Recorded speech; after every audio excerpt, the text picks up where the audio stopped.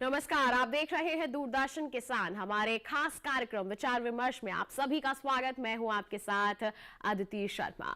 किसान भाइयों बहनों, हमारे कार्यक्रम के माध्यम से हम किसान उत्पादक संगठन, जिसे हम एफपीओ के नाम से भी जानते हैं, इनकी जितनी भी जानकारियां हैं वो आप तक पहुंचाने की कोशिश कर रहे हैं। और इसी कड़ी में आज का हमारा ये विशेष कार्यक्रम भी हम आपके लिए लेकर आए हैं। आज के कार्यक्रम में विचार विमर्श करेंगे कि कैसे हमारे जो किसान हैं एफपीओ से जुड़कर अपनी आर्थिक स्थिति में बदलाव ला सकते हैं और उन्नति की राह पर आगे बढ़ सकते हैं।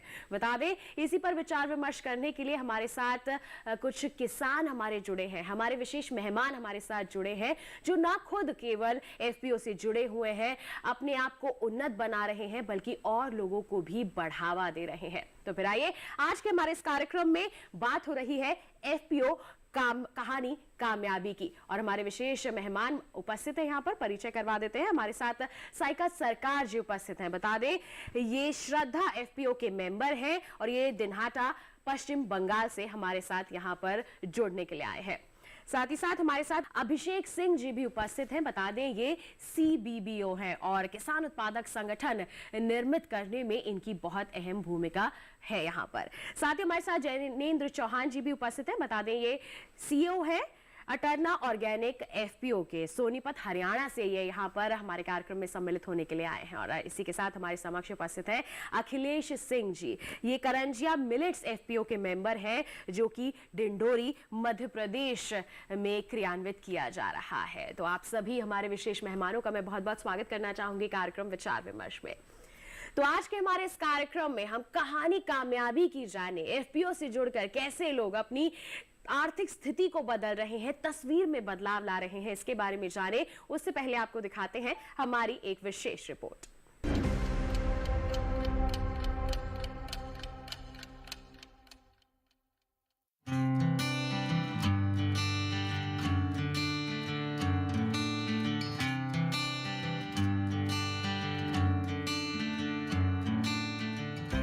एफपीओ यानी किसान उत्पादक संगठन किसानों का एक ऐसा समूह होता है जो कृषि उत्पादन कार्य में लगा होता है। ये समूह कृषि से जुड़ी व्यावसायिक गतिविधियां चलाने का काम करता है। दरअसल एफपीओ सिर्फ एक कंपनी नहीं है, बल्कि ये किसानों के फायदे के लिए बनी एक सामूहिक संस्था है। किसानों के विकास के लिए सरकार भी लगातार प्रयासरत है और इसके लिए सरकार ने 2023-24 तक देश भर में 10,000 नए कृषि उत्पादक संगठन स्थापित करने का लक्ष्य रखा है। 5 साल के लिए हर एक किसान उत्पादक संगठन को सहायता दी जाती है। हर एक एफपीओ में 50% छोटे, सीमांत और भूमिहीन किसान शामिल होते हैं। हर एक एफपीओ में कम से कम 300 किसान सदस्य होते हैं। इनमें भी महिला किसानों का प्रतिनिधित्व ज्यादा रखा गया है। वहीं पहाड़ी क्षेत्रों और पूर्वोत्तर राज्यों में बने एफपीओ में न्यूनतम 100 सदस्य हो सकते हैं। सरकार की सहायता से किसान भी एफपीओ से जुड़कर कामयाब हो रहे हैं।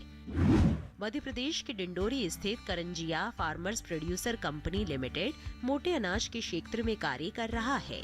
इस एफपीओ में करीब 309 सदस्य हैं, जिसमें महिलाएं और आदिवासी शामिल हैं। इस एफपीओ से जुड़े किसान कोदू और कुटकी जैसे मोटे अनाज की जैविक तरीके से खेती करते हैं। इसके लिए इन किसानों को ट्रेनिंग भी दी जाती है।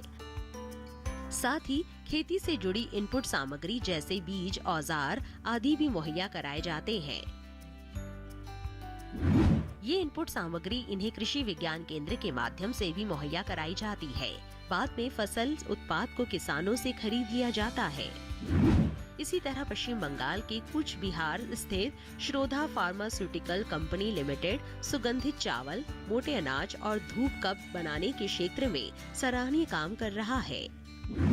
इन एफपीओ से करीब 460 सदस्य जुड़े हैं, जिसमें ज्यादातर महिलाएं और आदिवासी किसान शामिल हैं।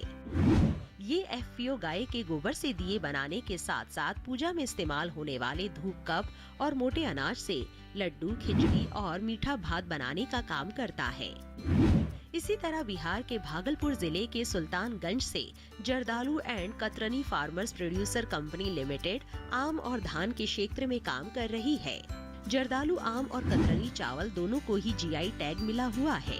बेयर और क्रॉप साइंस द्वारा बनाए गए इस FPO में इससे जुड़े किसानों को बिजनेस करने जैसे उत्पाद को कैसे बेचना है और पैकेजिंग कैसे करनी है आदि की जानकारी देकर उनकी सहायता की जाती है। कुल मिलाकर कह सकते हैं कि FPO को लेकर सरकार की पहल और मदद से न सिर्फ किसान आर्थिक रूप से सशक्त बन रहे हैं, बल्कि FPO सिस्टम में किसानों को उनके उत्पाद के अच्छे भाव भी मिल रहे हैं।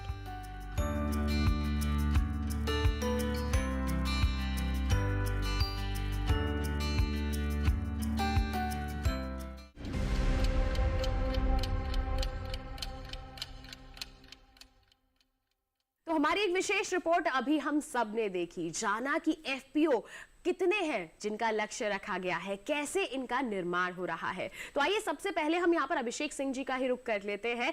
अभिषेक सिंह जी, आपकी संस्था द्वारा यहाँ पर प्रयत्न किए जा रहे हैं कि ज्यादा से ज्यादा FPO बनाए जा सके, किसानों को इससे जोड़ा जा सके, इस पर आप क्या कहेंगे? पूरी भूमिका पर प्रकाश डालिए। देखिए, अभी हम लोगों ने जैसे देखा हुआ है, किसान का जो सबसे बड़ा दर्द है वो यह है कि उसको ये नहीं पता कि उसका क्या सामान बिकेगा और किस रेट पर बिकेगा। FPO होने के नाते हम एक चीज़ में वहाँ पर उनका समर्थन कर सकते हैं, उसमें एक चीज़ में हेल्प कर सकते हैं कि वो ज़्यादा से ज़्यादा किसान उस एरिया के आपस में मिलें और एक ऑर्गेनाइजेशन बने, जिस ऑर्गेनाइजेशन का काम हो उन किसानों के साथ में मिलके उनको व्यापार में उनको जोड़ना, उनको व्यापारिक गतिविधियों से जोड़ना। आगे जो कंपनियां हैं उनको अगर कोई भी चीज़ खरीदनी है तो उसमें उन लोगों को कनेक्ट करना। अब किसानों को ये जानकारी नहीं है कि वो क्या चीज़ उगाए, तो उसमें हम लोग उस एरिया का आइडेंटिफिकेशन करते हैं, उस एरिया में देखते हैं कि किस चीज़ की पैदावार वहाँ पर अच्छे से हो सकती है, अच्छी क्वालिटी कैसे आ सकती है, अच्छी क्वांटिटी, ज़्यादा उत्पादन उसमें कैसे हो सकता है। उस चीज़ की जानकारी वहाँ के किसानों को उस FPO के माध्यम से देते हैं जी, और उस चीज़ की जानकारी उस किसानों के FPO के माध्यम से उन किसानों को देते हैं और फिर वो कैसे उगा पाए, तो उसमें जो तकनीकी जानकारियां हैं वो हम उन लोगों को मुहैया करवाते हैं कि उसमें किस तरह का बीज, किस तरह की खाद, किस तरह का उसमें दवाइयाँ डाली जाएं कि जिसमें अच्छे से अच्छा उनका पैदावार आ सके। और फिर उसके बाद में जो कंपनियां हैं, जो उसके प्रोसेसर हैं या जो निर्यात करने वाली कंपनियां हैं या जो डायरेक्ट कंज्यूमर तक पहुंचाती हैं, उन कंपनियों के उनके साथ में कनेक्ट कराते हैं और फिर उसमें मार्केट लिंकेजेस के थ्रू उनका माल बिकवाते हैं।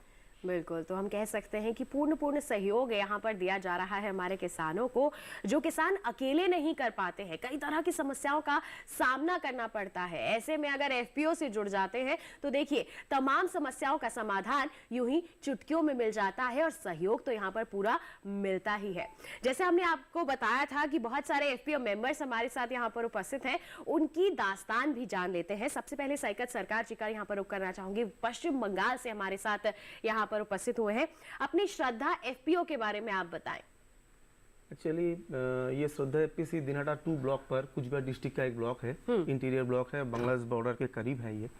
तो वहाँ का एक्चुअली एग्रीकल्चर के ऊपर ही सब हमारा जो किसान है और बाकी जो लोग हैं उनका मतलब मेन ऑक्यूपेशन की एग्रीकल्चर ही है जी। लेकिन ऐसा है, अभी हम देख रहे हैं कि पूरे वर्ल्ड पे या हमारे देश में जो ऐसा होता है कि नए टेक्नोलॉजी का यूज़ हो रहा है, नए टेक्नोलॉजी आ रहा है, नए आपका जो पैकेजिंग हो रहा है, सब कुछ ऐसा ही अलग तरीके से काम हो रहा है। लेकिन हमारा उधर काम हो रहा है, लेकिन थोड़ा अभी हमको और अवेयरनेस की ज़रूरत है। इसीलिए हमने क्या किया, पहले जो FPO मतलब फार्मर्स क्लब का जो कॉन्सेप्ट था, छोटा छोटा करके क्लस्टर मॉडल में, उसको जोड़ के ये FPC हमने एक साथ, हमारा जो पहचान वाला है किसान है, सबको, और न्यू एंटरप्रेनर है, वुमेन है, सबको लेकर एक प्लेटफॉर्म बनाया। वही आज FPC अर्थात श्रद्धा FPC के नाम से जाना जाता है।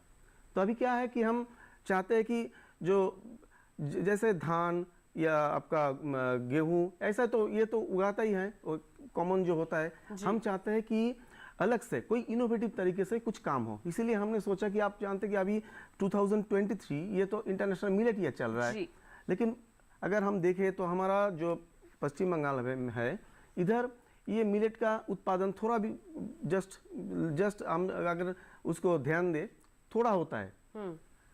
तो इसीलिए हमने सोचा कि ये क्यों ना हम इसका एक मिशन मोड पे इसको लेंगे, और हम लास्ट ईयर में फॉक्सटेल मिलेट को करीब 10 से 12 बीघा, हमारा बंगाली में जो बीघा बोलते हैं, मतलब कि आपका 4 से 5 एकड़ तक हमने उगाया।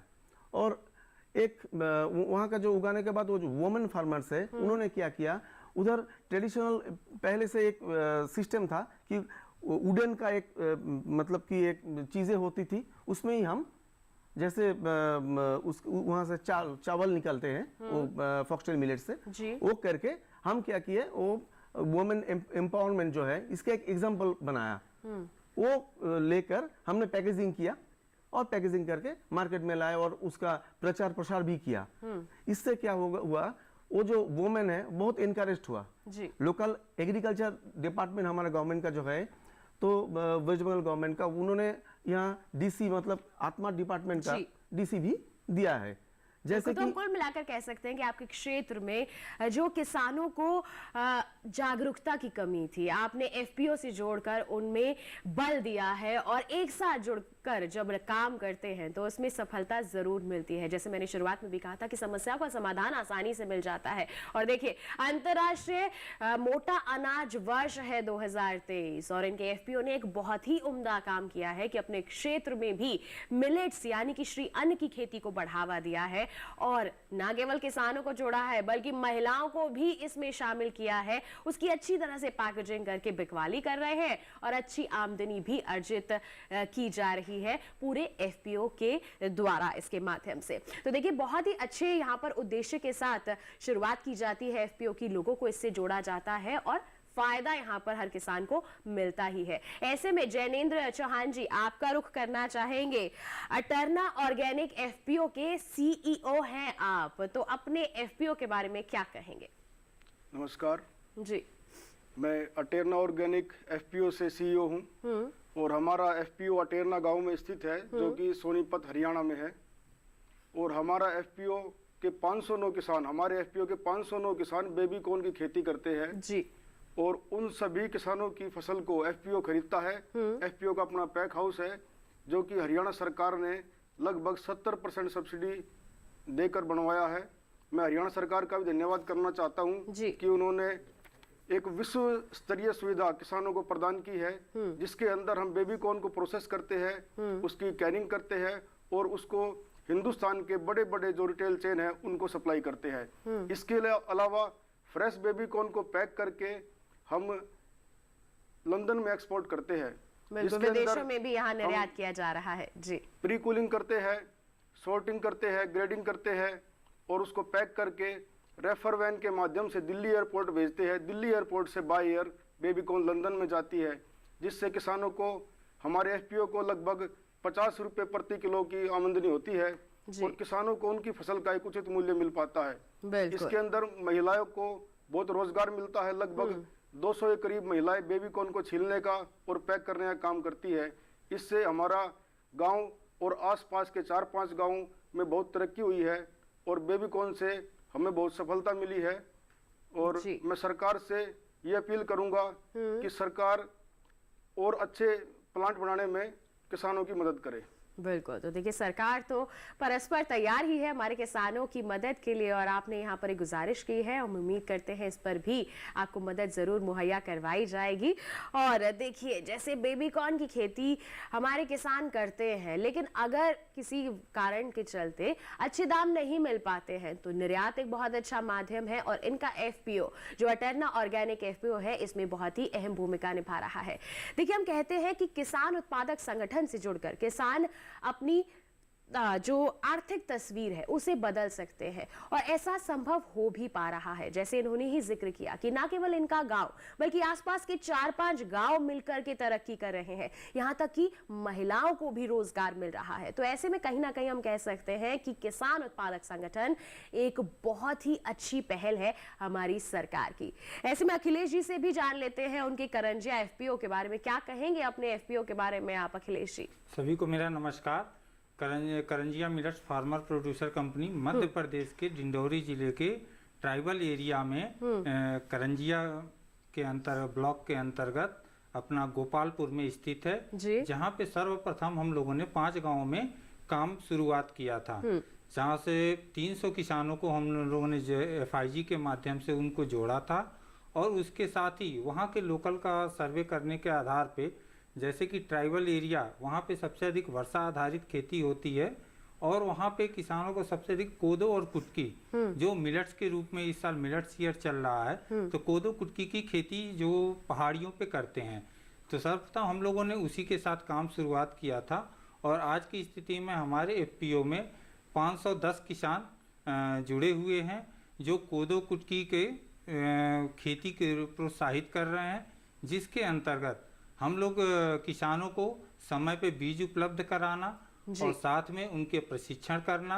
और बीआरसी के माध्यम से उनको खेती में प्रोत्साहन यानी कीटनाशक दवाएं, खाद ये सब उपलब्ध जो कराना, कृषि संबंधित जरूरतें हैं उनकी आपूर्ति करते हैं जी, आप। और साथ ही साथ उनको प्राकृतिक खेती में अपने कम लागत को कम करते हुए अपने उत्पादन को कैसे बढ़ा सकते हैं, जी। इस उद्देश्य को लेके हम लोगों ने एफपीओ का गठन किया था, जो आज की स्थिति में 510 किसान टोटल हमारे साथ जुड़े हुए हैं और कोदो कुटकी को लेके उसको कई प्रकार के व्यंजन बना रहे हैं, जैसे कोदो के चावल, कुटकी के चावल, कुटकी के खीर, नमकीन, ये सारे प्रोडक्ट वहाँ पे हम लोग बना रहे हैं। और साथ ही साथ गवर्नमेंट की सबसे बड़ी अच्छी हमारे लिए मतलब सहयोग ये रहा है कि जैसे रागी, कोदो, कुटकी, मिलेट्स को लेके विभिन्न प्रकार के बीजों का भी कृषि विभाग के माध्यम से सहयोग हुआ है और कलेक्ट्रेट से हमको अभी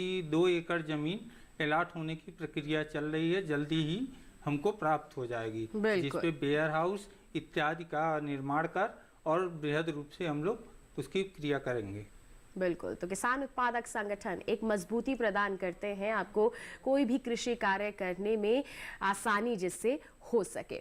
अभिषेक जी, अब मैं आपके पास आना चाहूंगी।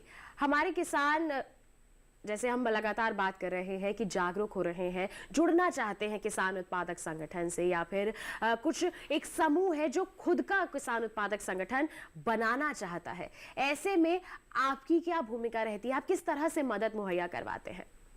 जी, तो सबसे पहले एक अगर देखा जाए तो फार्मर प्रोड्यूसर ऑर्गेनाइजेशन जो है एक ऑर्गेनाइजेशन है, कंपनी है जी, जिसका मुख्य उद्देश्य है व्यापारिक गतिविधियों को करना और उसके आसपास के जो किसान हैं उनको उससे फायदा पहुंचाना। जी। अच्छा, इसमें जो ओनर होते हैं, जो मालिकाना हक है इन कंपनियों में, वो भी किसानों का होता है और इसमें जो भी प्रॉफिट शेयरिंग रहेगी वो भी किसानों की ही रहेगी। तो अब इसमें सही निर्देशकों का जो चयन है वो करना बड़ा अहम हो जाता है।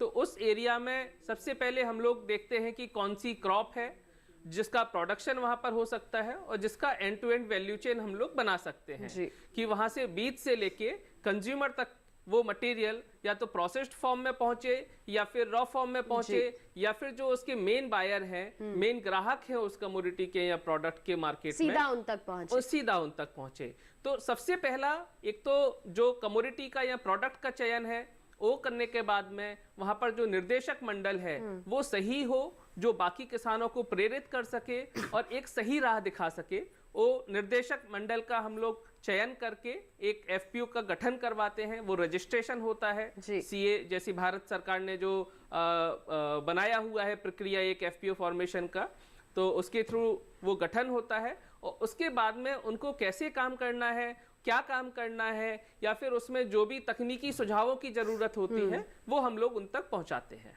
बिल्कुल, तो हर छोटी से बड़ी जानकारी आप यहाँ पर किसानों को देते हैं और एफपीओ निर्माण करने में जिस तरह की प्रक्रिया है हमारे किसानों को अपनानी है उस पर भी पूरा सहयोग यहाँ पर दिया जाता है। देखिए, हमारे किसानों की उन्नति के लिए ही ये पहल शुरू की गई है। 10,000 एफपीओ बनाने का लक्ष्य रखा गया है। कई एफपीओ तो अभी बनाए जा चुके हैं, लेकिन अभी भी इस लक्ष्य प्राप्ति में थोड़ी दूरी बाकी है। तो ऐसे में हमारे अन्य किसान भी इससे जागरूक हो और अगर आप जुड़ना चाहते हैं किसी पहले से ही निर्मित एफपीओ से तो उसकी क्या प्रक्रिया रहती है, आइए हम हमारे एफपीओ मेंबर से ही जान लेते हैं। साइका सरकार जी, आपसे जानना चाहेंगे, कोई किसान अगर आपके क्षेत्र के आसपास है, आपके एफपीओ से जुड़ना चाहता है, तो क्या आप उसको पूरी प्रक्रिया बताएंगे?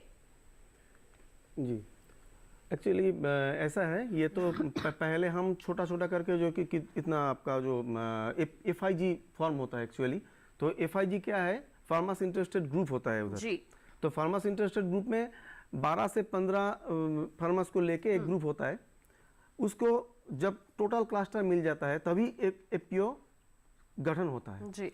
तो अभी क्या है, ऐसा हो भी सकता है कि जब ये एफपीओ गठन किया गया हो तब कोई किसान, सब किसान को तो पता नहीं चलता, जी। ये तो सही बात है। तो बिल्कुल। अभी धीरे धीरे ही जो संख्या है वो बढ़ती जाती ये है। और दूसरी बात है, ऐसा बहुत सारे प्रोग्रेसिव फार्मर्स हैं जिनको हम जब अवेयरनेस करते हैं, प्रोग्राम करते हैं, तब कोई भी जगह जाकर एक दो प्रोग्रेसिव फार्मर हमारे उधर एक्चुअली मीट हो जाता है हमारे साथ, तब उनको भी हम ऐड कर लेते हैं। कैसे कि हम उनका जो शेयर है उनको एक एफआईजी फॉर्म कराते हैं, उनको लेकर उनके साथ और कुछ फार्मर्स को जुड़कर एक एफआईजी फॉर्म कर देते हैं।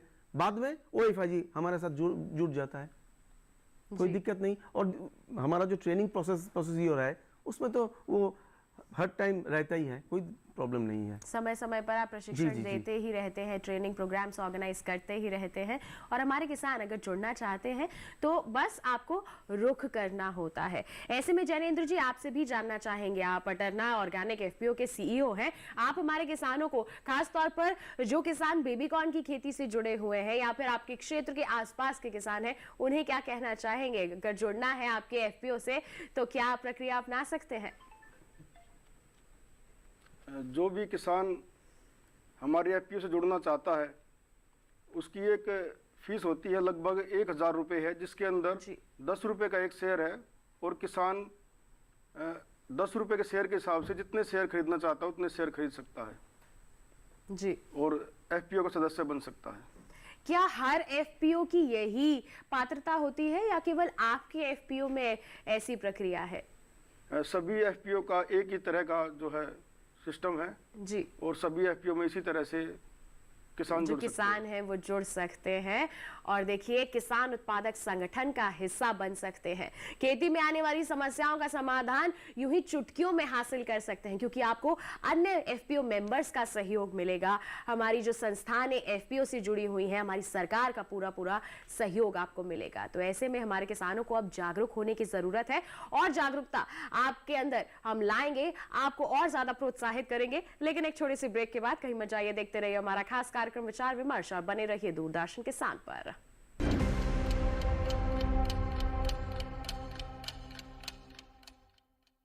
रोज सब्जी का स्वाद बढ़ाए और घर वालों का प्यार पाए, गोल्डी सब्जी मसाले। जहाँ जाए रिश्ते बनाए, गोल्डी मसाले।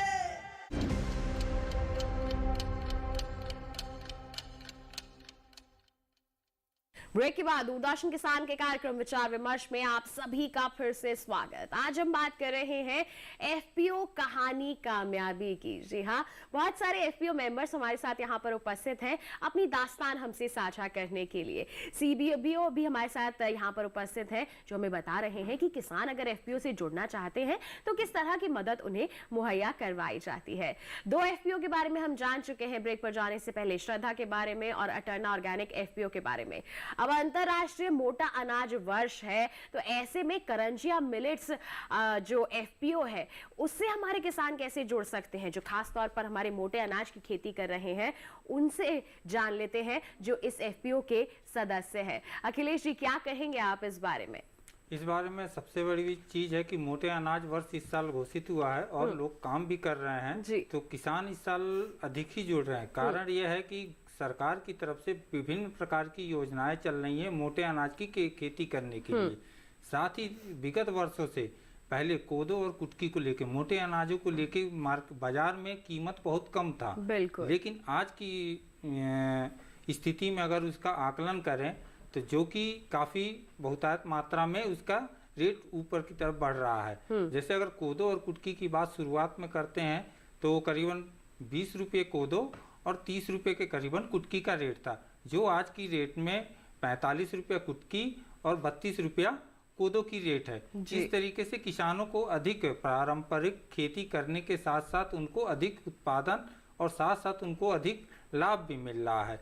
और कंपनी से जुड़ने का सबसे बड़ा उनका लाभ ये हो रहा है कि उनको घर बैठे सामग्री उनके घर पे प्राप्त हो रही है। साथ में जो खेती के आदान सामग्री हैं, एफपीओ के माध्यम से उनके गांव में ही, ना कहीं उनको बाजार जाना पड़ता और ना ही कहीं किसी सेठ साहूकार के पास जाना पड़ता उधार लेने के लिए। वो क्या उनके गांव में ही उचित दर पे, बाजार रेट से भी और कम कीमत पे ही उनके एफपीओ के द्वारा ही प्राप्त हो जाती है। इसलिए अधिक से अधिक किसान हमारी एफपीओ से जुड़ रहे हैं। बिल्कुल, जैसे आपने कहा 510 किसान जो है अभी तक जुड़ चुके हैं, और अगर किसान जुड़ना चाहते हैं तो केवल आपके एफपीओ का रुख करना होगा या फिर कोई जैसे यहाँ पर बताया था हमारे जैनेंद्र जी ने भी कि कुछ राशि आपको देनी होगी फिर आप इसके सदस्य बन सकते हैं, कि आपके एफपीओ में भी इसी तरह की कोई प्रक्रिया जी, है? वो सारे एफपीओ के जितने भारतवर्ष में जितने एफपीओ बन रहे हैं सभी का एक ही नियम है, उनको कम से कम 1000 रुपए की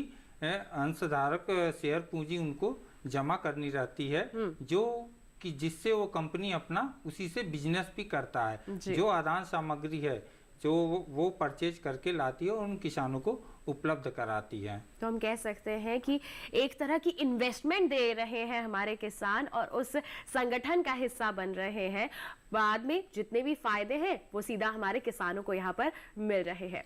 ऐसे में अब मैं अभिषेक जी आपके पास आना चाहूंगी, जैसे हमारे बाकी एफपीओ मेंबर्स यहाँ पर जानकारी दे रहे हैं कि किसी के एफपीओ में 500 मेंबर हैं, 500 से ज्यादा मेंबर्स हैं, क्या कोई इसमें सीमा भी निर्धारित की जाती है सदस्यों की, या फिर कितने भी किसान इससे जुड़ सकते हैं? जी, इसमें भारत सरकार के द्वारा एक मिनिमम सीमा निर्धारित की गई है। जो प्लेन एरिया है वहां पर कम से कम 300 किसान होने चाहिए, और जो हिली एरियाज हैं, पहाड़ी एरिया है, वहां पर 100 किसान होने चाहिए। अच्छा, ये जो पैसा देते हैं किसान उस एफपीओ में जुड़ने के लिए, ये बेसिकली जैसे हम शेयर खरीदते हैं किसी भी कंपनी का, ये उस कंपनी के शेयर खरीद रहे होते हैं वो पैसा कमाने के लिए, और उसमें जो भी प्रॉफिट लॉस होता है, जो भी फायदा होगा उस एफपीओ में बिजनेस करने के बाद में, व्यापार करने के बाद में, तो उसका जो प्रॉफिट है, अगर एफपीओ चाहे, निर्देशक मंडल चाहे, तो उसको डिविडेंड भी दे सकता है अपने किसानों को, और उसका कुछ जो भाग है प्रॉफिट का वो उसको री इन्वेस्ट करके अपने बिजनेस एक्सपेंशन में भी कर सकता है। मैं आपको एक उदाहरण देता हूँ। हमारा एक एफपीओ है Jardalu and Katarni farmer producer organisation, वो भागलपुर के सुल्तानगंज एरिया में स्थित है। तो वहां पर जो 2 क्रॉप है, एक तो जर्दालू आम है और कतरनी चावल है, ये दोनों जीआई टैग प्रोडक्ट हैं वहाँ के।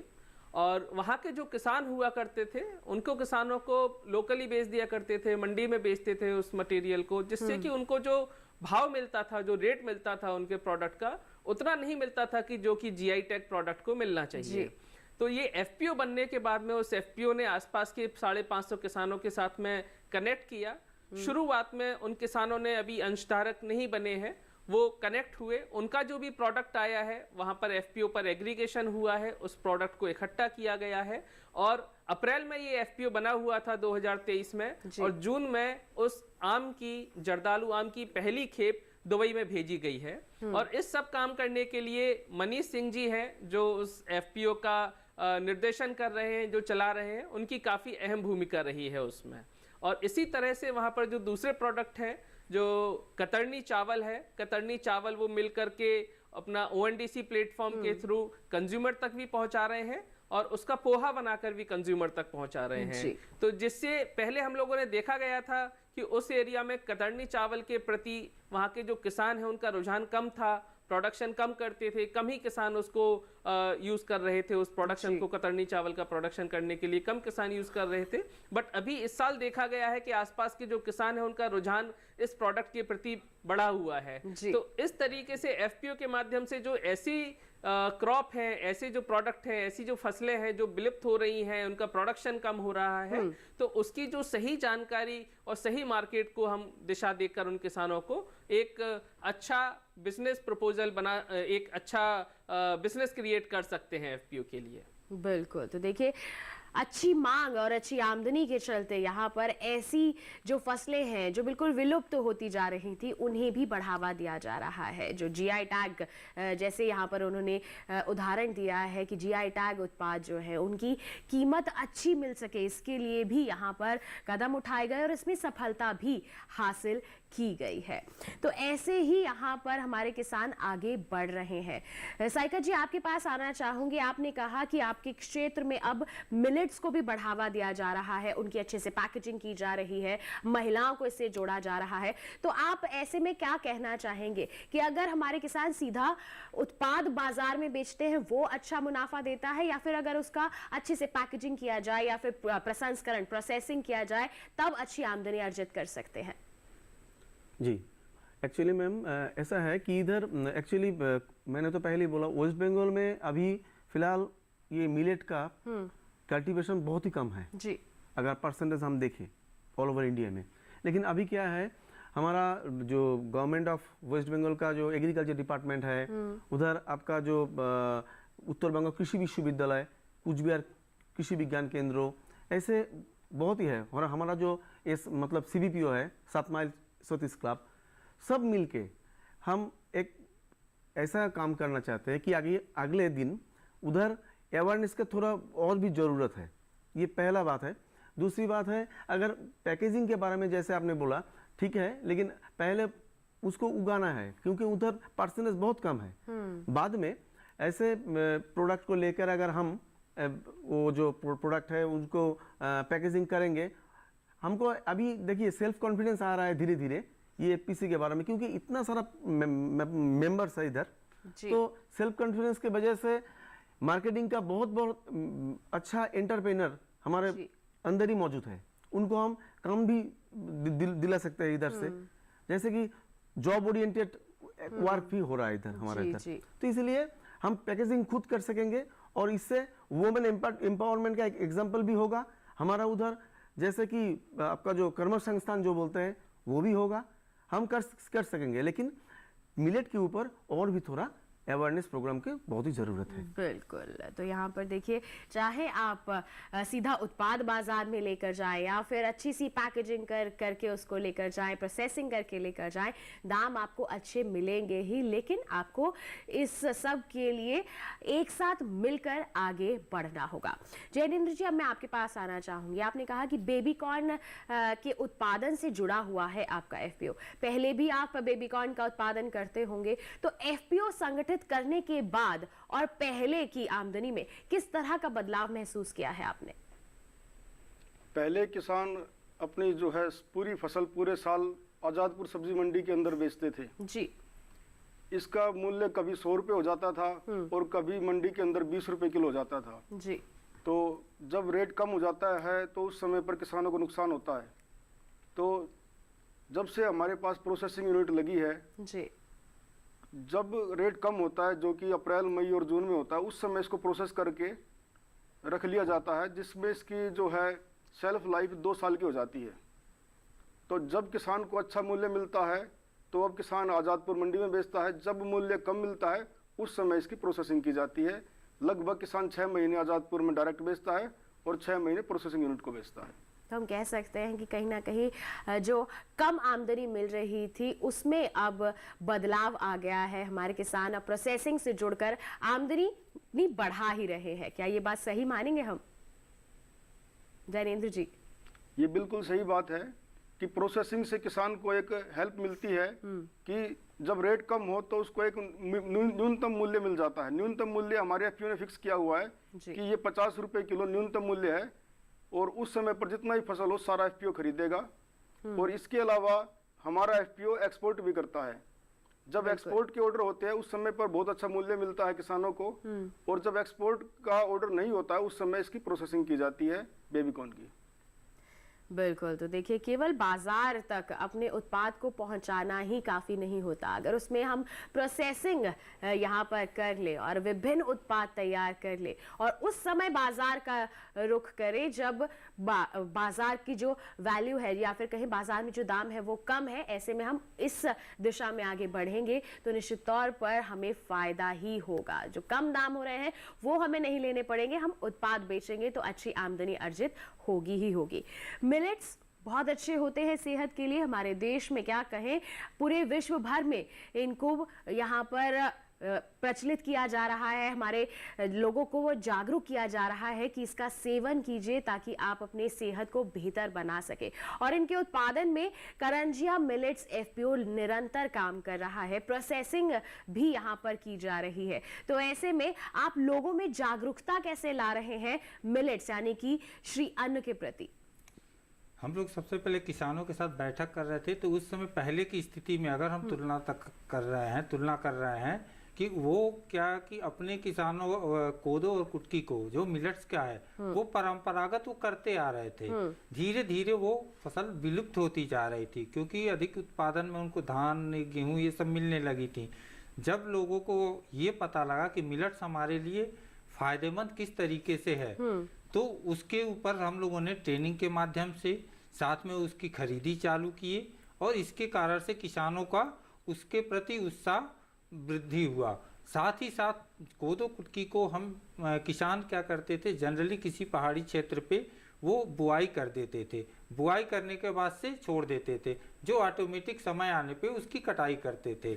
लेकिन आज के समय में कोई खाद्य उर्वरक उसमें नहीं डालते थे। जो हमारे बीआरसी बने हुए हैं गांव स्तर पे, उस बीआरसी के माध्यम से टॉनिक और कीटनाशक दवाओं को बनाकर उन फसलों पे छिड़काव करते हैं, जिससे उनकी उत्पादन में 1.5 गुने तक की वृद्धि हुई है। इस वजह से किसान को थोड़ा सा और अधिक फायदा हो रहा है, तो वो थोड़ा उत्साहित होकर और विभागों के सहयोग जैसे केवीके हो गया, कृषि विभाग हो गया, उद्यानिकी विभाग हो गया, इनके माध्यम से काफी योजनाओं का एफपीओ से जुड़ के वो लाभ ले रहे हैं। इस कारण से उसका कृषि में उनका क्षेत्रफल में काफी हद तक विस्तार हो रहा है। बिल्कुल, तो हमारे किसानों का विस्तार हो रहा है, उनका विकास हो रहा है। एफपीओ के माध्यम से कई फसलों के प्रति हमारे किसानों के समक्ष जागरूकता हो आ रही है। जो पहले केवल एक सीमित फसलों का ही चयन करते थे, अब हमारे किसान अपने इस दायरे को बढ़ा रहे हैं और जब दायरा बढ़ता है तो निश्चित तौर पर हमारी आमदनी पर भी उसका सकारात्मक प्रभाव ही पड़ता है। इसी के साथ अब बढ़ते हैं आगे। अभिषेक जी, अब मैं आपके पास आना चाहूंगी, हमारे किसानों को एफपीओ के माध्यम से किस तरह से सहयोग मिलता है? जैसे कि अखिलेश जी ने बताया कि सरकारी योजनाओं का भी हमारे किसान लाभ ले सकते हैं, तो इस पर क्या कहेंगे आप? जी, तो अगर हम सरकारी योजनाओं की बात करते हैं तो सरकार से उस एफपीओ को सबसे पहले अगर कोई बिजनेस बनता है तो उसमें सबसे पहले चैलेंजेस खास तौर से किसानों के लिए आता है कि एक ऑफिस खोलना होगा, उसमें अगर कुछ man power, technical man power रखनी होगी तो उसके खर्चे वगैरह निकलेंगे, सीए का खर्चा रहेगा और भी बिजली का बिल और भी कई सारे खर्चे ऐसे आ जाते हैं कि अगर किसानों से बोला जाए कि आप एक कंपनी बना लीजिए, उसको चला लीजिए, वो उनके लिए आज की डेट में संभव नहीं है। बिल्कुल। तो भारत सरकार एसएफएससी के माध्यम से हमारे एफपीओस को 18 लाख रुपए तक का उनको 3 सालों का वित्तीय सहायता दे रही है, 6 लाख रुपए पर ईयर के हिसाब से। तो जिसमें वो एफपीओ अपने लिए एक सीईओ अपॉइंट कर सकता है, एक अकाउंटेंट रख सकता है, एक ऑफिस अपना ले सकता है या शॉप ले सकता है, और उसके बाकी रूटीन के जो खर्चे रहते हैं, लोकल ट्रैवल का हो गया, स्टेशनरी का हो गया, कंप्यूटर का हो गया, ये सारे एक्सपेंसेस उसमें निकल जाते हैं। अब जब ये 3 साल तक ये एक्सपेंसेस उनको मिलते हैं तो 3 साल में हम ऐसा देखते हैं कि वहाँ के जो किसान हैं वो सब मिलके एक इस तरह ऐसा बिजनेस वो क्रिएट कर लेते हैं कि जो आगे सेल्फ सस्टेन कर सके।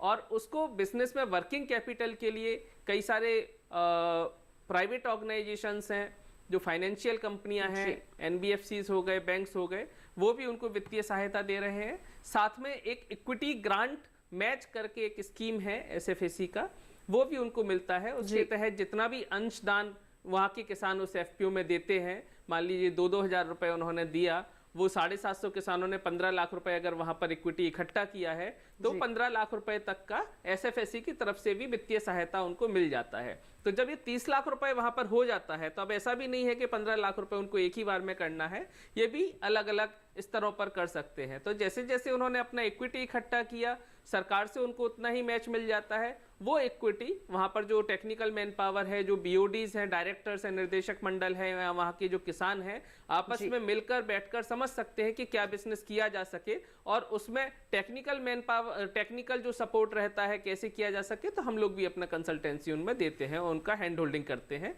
कि जिससे कि उनको किसी भी तरह का नुकसान ना हो और सही उनको फायदा मिल सके उसका। बिल्कुल, तो पूर्ण वित्तीय सहायता भी यहाँ पर मुहैया करवाई जाती है। एक एफपीओ के सफल संचालन के लिए क्या कुछ किया जा सकता है, क्या प्रक्रिया रहती है, इस पर भी आप प्रकाश डालें। जी, तो अगर हम किसी ऑर्गेनाइजेशन की बात करते हैं तो सबसे पहले उसमें समस्या आती है कि क्या बिजनेस किया जाए।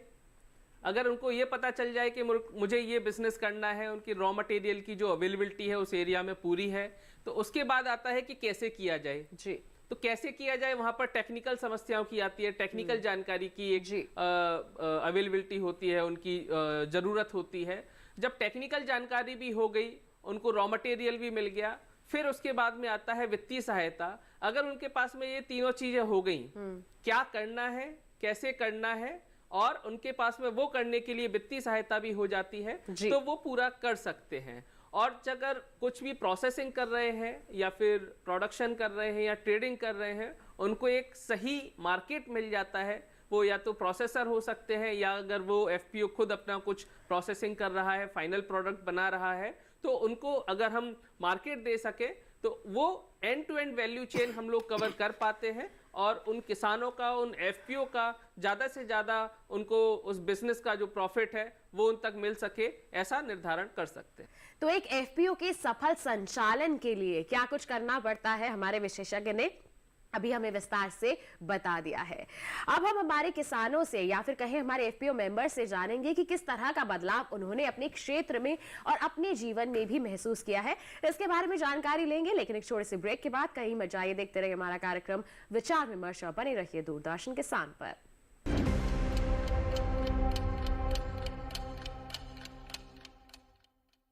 रोज सब्जी का स्वाद बढ़ाए और घर वालों का प्यार पाए। गोल्डी सब्जी मसाले। जहाँ जाए रिश्ते बनाए गोल्डी मसाले।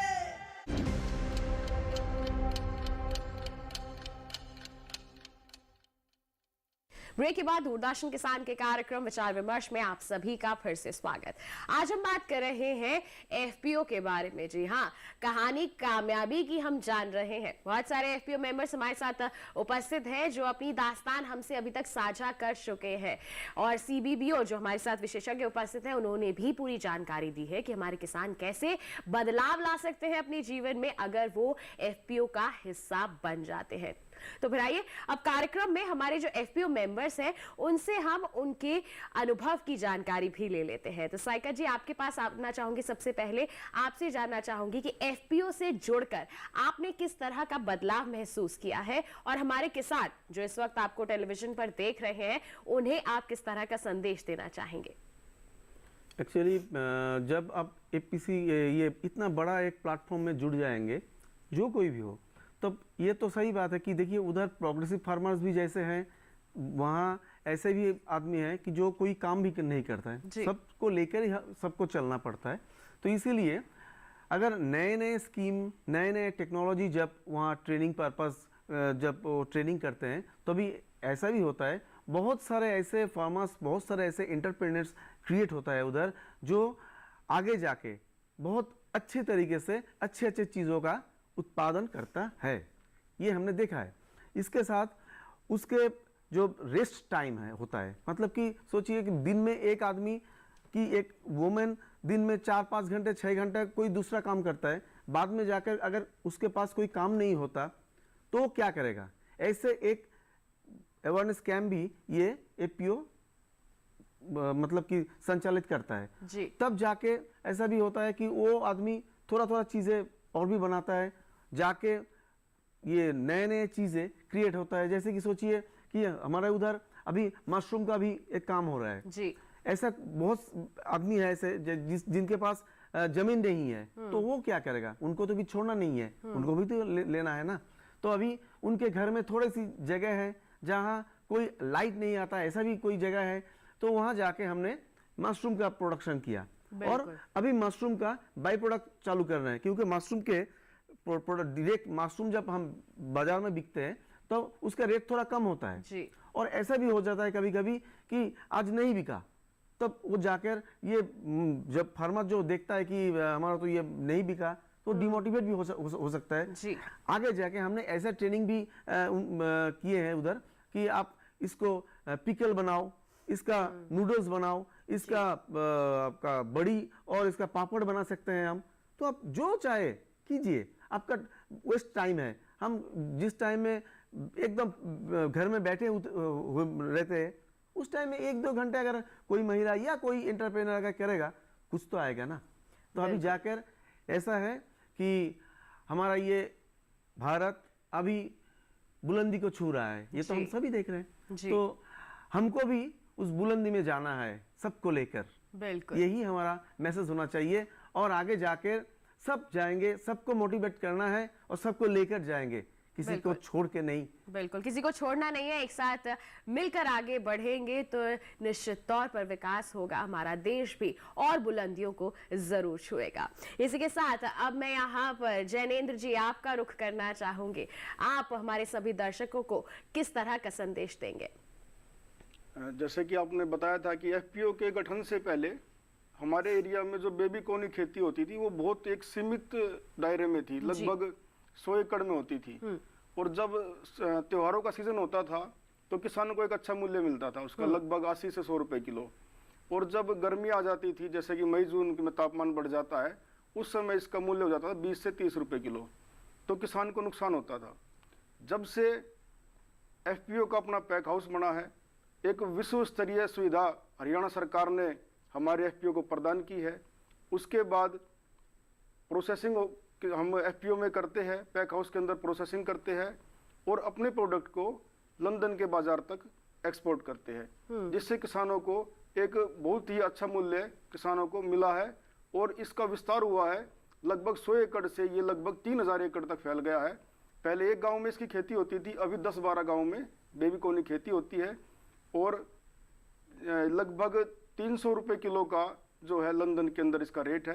100 रुपये से 150 रुपये किलो खर्चा है, लगभग 150 रुपये किलो तक हमारे एफपीओ को इसका मूल्य मिलता है। तो देखिए, एफपीओ से जुड़कर कितना मुनाफा यहाँ पर अर्जित कर रहे हैं। तो ऐसे में जैनेंद्र जी क्या कहना चाहेंगे हमारे किसानों को कि जिस तरह का फायदा आपको, आपके एफपीओ मेंबर्स को एक किसान उत्पादक संगठन से जुड़कर हुआ है, क्या उन्हें भी मिल सकता है? जो भी किसान है सभी को एफपीओ से जुड़ना चाहिए और अपनी जो फसल का प्रोसेसिंग करके बेचे तो उससे अच्छा मूल्य मिलता ही है, क्योंकि हर फसल का प्रसंस्करण तो किया ही जाता है, चाहे वो किसान अपने स्तर पे करे या फिर बाजार में बेचे तो कोई और प्रसंस्करण करेगा, उसका वो मूल्य वो मुनाफा कमाएगा।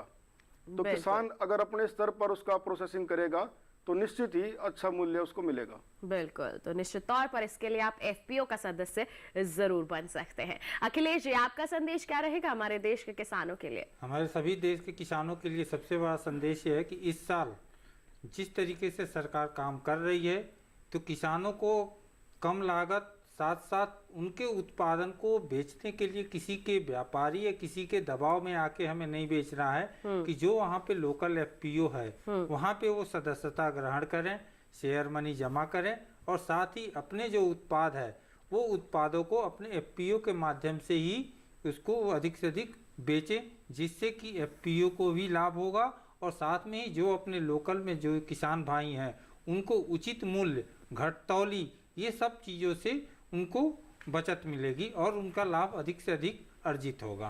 बिल्कुल, तो यहाँ पर देखिए, लाभ बढ़ाना है तो आप अकेले आगे क्यों बढ़े, एक समूह बनाकर, एक संगठन बनाकर आप आगे बढ़ेंगे तो सबका मुनाफा कई गुना तक बढ़ जाएगा।